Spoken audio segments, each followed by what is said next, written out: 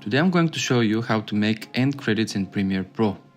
To start, we need to create a new sequence in the project panel. Right-click and select New Item, Sequence, and make sure to match the settings to your movie sequence for consistency. Rename the sequence End Credits. Let's proceed by adding the text for our credits.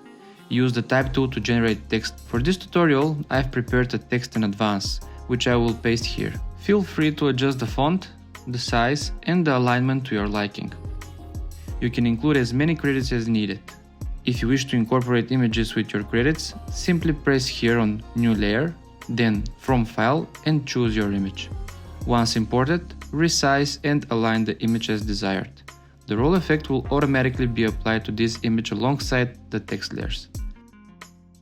Now, deselect the layers by clicking on the blank space below.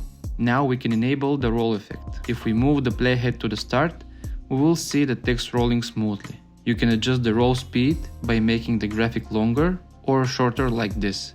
And there you have it. Thanks for watching and until next time.